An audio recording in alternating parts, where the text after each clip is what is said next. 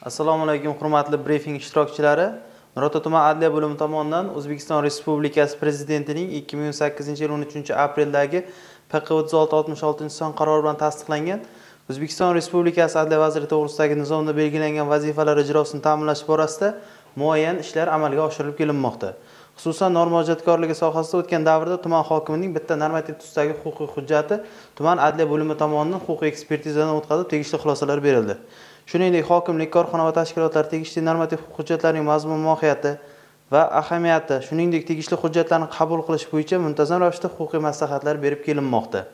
Bo'lim tomonidan joriy yilning 3 oyida ijtimoiy-iqtisodiy sohada huquqni qo'llash amaliyotini o'rganish, jismoniy yuridik shaxslarning murojaatlarini ko'rib chiqish davomida 265 dan ortiq qonun buzilish holatlari aniqlanib, natijasiga ko'ra tegishli tashkilotlarga fuqarolar foydasiga 110 million ish haqqi va unga tenglashtirilgan mablag'larni undirish yuzasidan 11 ta taqdimnoma va sudlarga 150 million so'mlik pul mablag'larini undirish bo'yicha 5 ta da'vo ariza kiritildi. 9 nafar shaxsning ma'muriy javobgarlikka tortish bo'yicha takliflar berildi.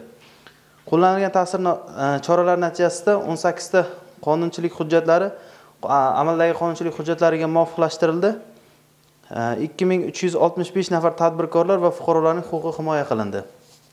Asosiy e'tibor jismoniy yuridik shaxslardan kelib tushgan yozma va og'zaki murojaatlarni ijobiy hal qilishga qaratilib kelinib, ko'rib chiqilgan 33 ta murojaatning 25 tasi qanoatlantirildi, 5 tasiga huquqiy tushuntirish berilib, 3 tasi murojaatning tegishliligi bo'yicha boshqa vakolatli organlarga yo'naltirildi. Bundan tashqari, bo'lim tomonidan tegishli tashkilotlar bilan hamkorlikda tumandagi mahalla fuqarolar yig'inlarida sayyor qabullar tashkil qilinib, aholining muammolari o'rganildi. Sayyor qabullar davomida kelib tushgan 3 ta undan ortiq murojaat bo'lim ish yurituviga qabul qilinib, ko'rib chiqildi. Shuningdek, o'tkazilgan targ'ibot tadbirlari davomida tumanda 41 ta tashkilotda 170 dan ortiq normativ huquq hujjatlarning elektron tarzda yetkazilishi ta'minlandi. Shu bilan birga bo'lim tomonidan televideniyada 6 ta, radioda 13 ta chiqishlar qilindi. Gazetada 13 ta maqola chop etilib, ijtimoiy tarmoqlar va veb saytlarda 90 dan ortiq maqolalar joylashtirildi. 380 dan ortiq og'zaki huquqiy targ'ibot tadbirlari o'tkazilib, buklet va boshqa tarqatma materiallar tarqatildi.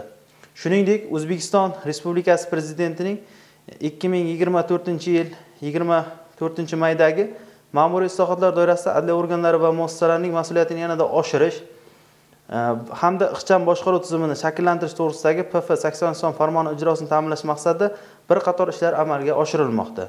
Mazkur faoliyat yo'nalishidan kelib chiqqan holda tuman adliya bo'limi tomonidan doimiy ravishda ishlar amalga oshirilib kelinyapti. Xususan, aholining huquqiy muammolarini aniqlash bo'yicha mahallalarda o'tkazilgan targ'ibot tadbirlari hamda adliya mahalla va onlayn mahalla platformasi orqali kelib tushgan jami 2500 ta murojaat ko'rib chiqilib, aholining huquqiy muammolari hal etildi. Shuningdek, farmonga ko'ra haftaning har chorshanba kuni huquqiy targ'ibot kuni etib belgilanganligidan kelib chiqib, viloyat adliya boshqarmasi va tuman adliya bo'limi tomonidan tasdiqlangan reja grafikka asosan tuman adliya bo'limi davlat xizmatlari FHDO yuridik xizmat ko'rsatish markazi xodimlari tomonidan mahalla fuqarolar yig'inlariga aholining huquqiy muammolari bo'yicha huquqiy tushuntirish va maslahatlar berib, huquqiy targ'ibot tadbirlari o'tkazib kelinmoqda.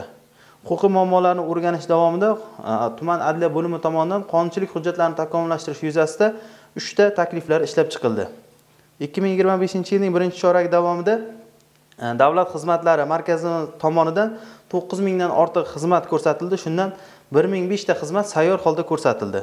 Nurota tuman yuridik xizmat ko'rsatish markazi tomonidan 2025-yil 1-choragi davomida 5979 ta hujjat huquqiy ekspertizadan o'tkazildi. Shundan 5174 tasiga ijobiy, 2 tasiga salbiy xulosalar berilgan.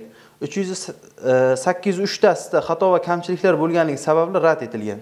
Tuman adliya bo'limiga yuklatilgan vazifalar to'g'riqonli bajarish bo'yicha belgilangan barcha vazifalarni amalga oshirish keng jamoatchilik bilan hamkorlikda davom ettirib kelinmoqda. Mening qisqacha axborotim shulardan iborat edi.